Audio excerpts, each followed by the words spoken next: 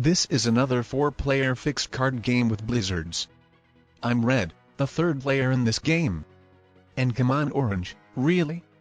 I wanted to be the one who goes for Australia. I even selected the flag of Australia to increase my chances to spawn with it this time. So checkmate. Australia will be mine. Prepare your troops getting crushed orange. Well, since you were nice to accept my alliance request, let's be friends. I will be lenient this time and even help you out by moving my troops out from Australia. I will go for Europe, I guess. Orange is so dumb, guys.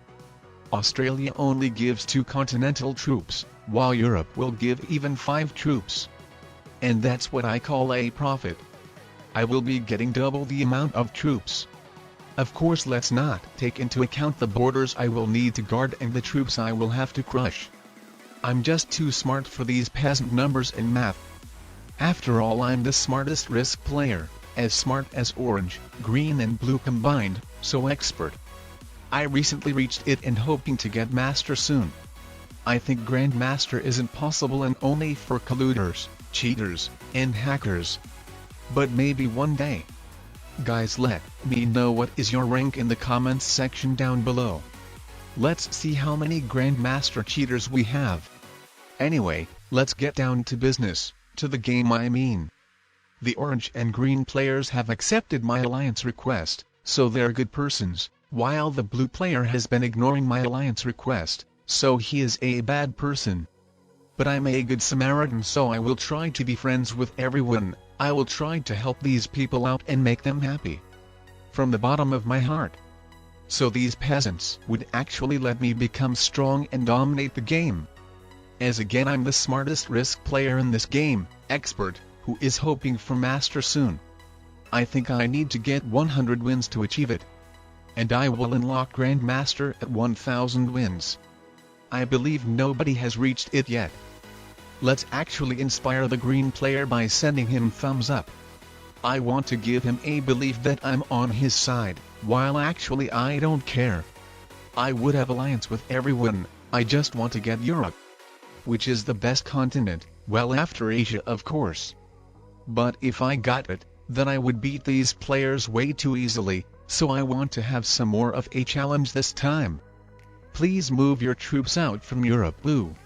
Let's be friends too, even though unofficially since you're not accepting my alliance request. But yeah, I think it will be the time. I will finally capture and hold Europe. Well, assuming the orange player stays in the loyal alliance. So let's send him a heart. I think green wouldn't mess with me after getting his bigger army by the blue player crushed, and the blue player might just still be paying the attention to green trying to expand to North America. Though he could still attempt to invade me, but the only real threat for me in this game is orange. In case the blue player would try to mess with me, then I would help the green player out to deal with him, so then he would be eliminated from the game first. But since he is picking on green and at the same time wasting his precious troops as well, I will be pretty fine with the green player getting eliminated first too. So as long as the blue player doesn't touch me. As after all, my biggest rival is orange.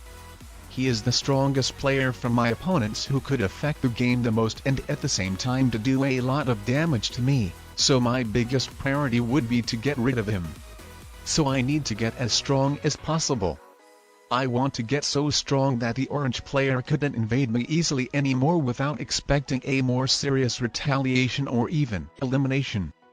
After all, he looks like more of a turtling player, so I think his current strategy is to sit in Australia and let other players over-attack each other, so then he could wipe all of us out in a single turn or so.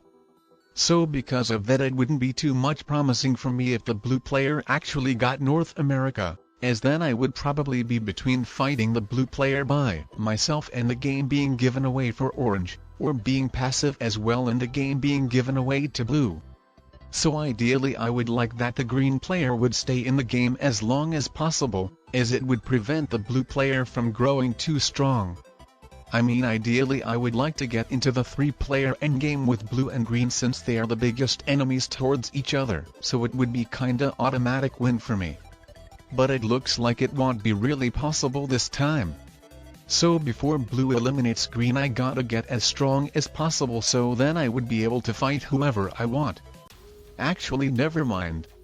It's a killing spree time. Attack my territory if you need to, sure orange I will take care of you too, but firstly gotta eliminate those poor players called green and blue. And sure green, I will attack blue but then I will gladly get rid of you too. And then I might even reach the master rank, and then we'll be hoping for the Grandma Master. Grandma Master is the highest rank in this game. This is when you become a god at risk. But yeah, I think it's definitely worth to take out the blue and green players for their cards over leaving them alive. I think the game is won for me, or am I wrong? Actually I could still lose, right? I don't know, but I'm really excited about this endgame. About this 2-player endgame with orange.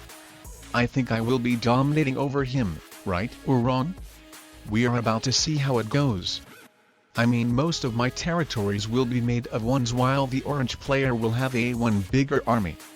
But even then it probably won't be enough for the orange player looking to the troops counter as I'm really looking twice as strong while still having left some bigger armies and being at 5 cards to trade in a set next turn.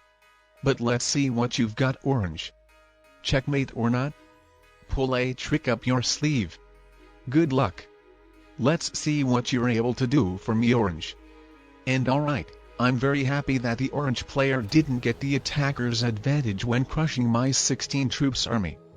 And since he doesn't have that many troops left, he won't be able to capture a bunch of my territories to decrease my territorial troop bonus as much as possible. So I told you guys that Europe is much better than Australia, it gives more than a double amount of troops. So I was happy to make that trade with the orange player. As you can see risk is no skill, all luck. You just wait till other players over-destroy each other and then as a Giga Chad you take them out. You can reach the Grandma Master rank so easily. It literally took me 2 games without cheating. As you can see in Risk you just attack territories and that's it. Make sure to attack lower numbers with bigger numbers and that's it. It's not like a tic-tac-toe which requires a lot of mathematical thinking and where only people with the highest IQ can play. Anyway, the orange player trapped in Australia goes burr. Really? Yes really orange. You go in Australia burr. And I send you a thumbs up as a yes to confirm that. Thanks for a good content and much love to you. Now for another silly video I would recommend you watching this one. Make sure to watch it and you might or might not increase or decrease your IQ.